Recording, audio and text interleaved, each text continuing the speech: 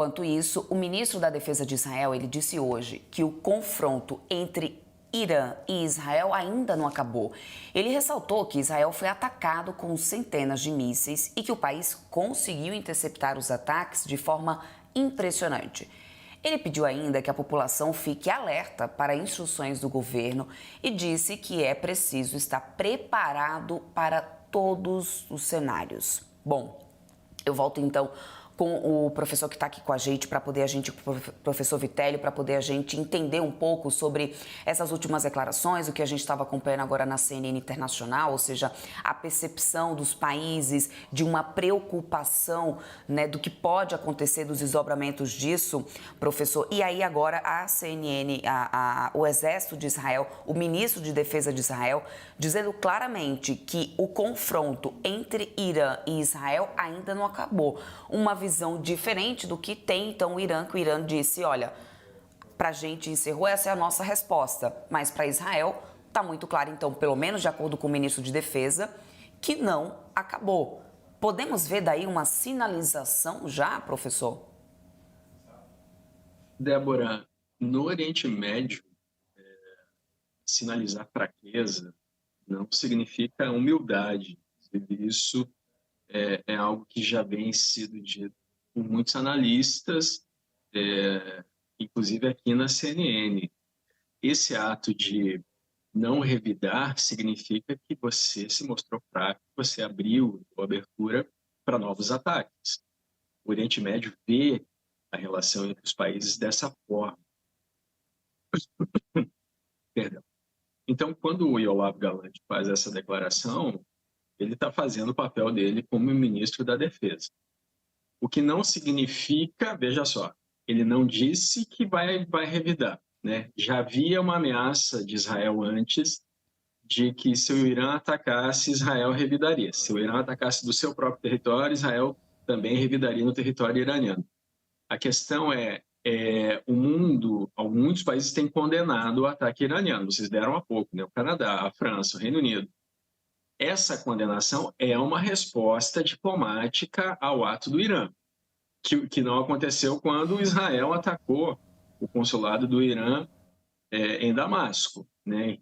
Agora, não aconteceu por esses países, pelo menos. Agora, a questão é o que Israel vai fazer depende do contexto político das negociações desse momento. É óbvio, né? Israel pode revidar nas sombras, né? A gente falava há pouco. Israel pode promover ataques cibernéticos, Israel pode continuar tendo alvos pontuais.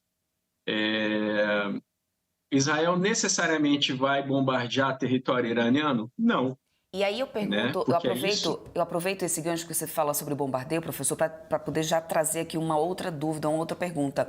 Teria Israel condições, a gente sabe do poder bélico que Israel tem, inclusive nuclear, mas a gente sabe que Israel também já vem enfrentando uma guerra lá na faixa de Gaza e que muito desse exército e muito desse poder bélico ele também já está sendo utilizado. Qual seria a condição agora bélica de Israel para poder também entrar num embate como esse, nesse momento, né? Ou seja, é dispendioso qualquer tipo de conflito, a gente sabe muito bem disso. Qual que é a tua avaliação? Não, os mísseis que Israel está usando em Gaza não são os mesmos que ele usaria contra Israel. Os que Israel usa em Gaza são mísseis como o Spike, que é pequeno, o Hellfire.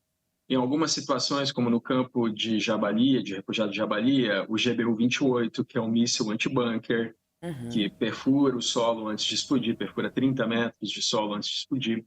No caso, para atacar o Irã, Israel usaria o Jericó 3, por exemplo, que é um míssil que tem 4.800 quilômetros de alcance. É um outro tipo de armamento. O Jericó 2, que tem 1.500 quilômetros, de repente poderia ser utilizado, lançado de aeronaves.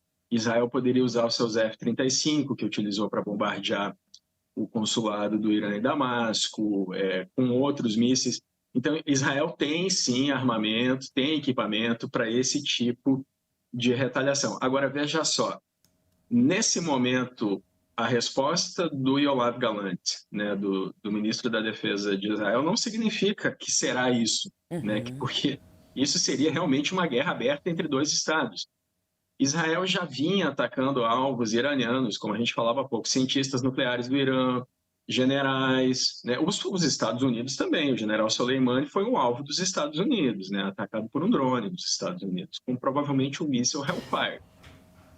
Agora, isso não quer dizer que será um confronto franco entre dois estados. Pode continuar havendo retaliações e ações militares pontuais, que é o que Israel já fazia antes dela.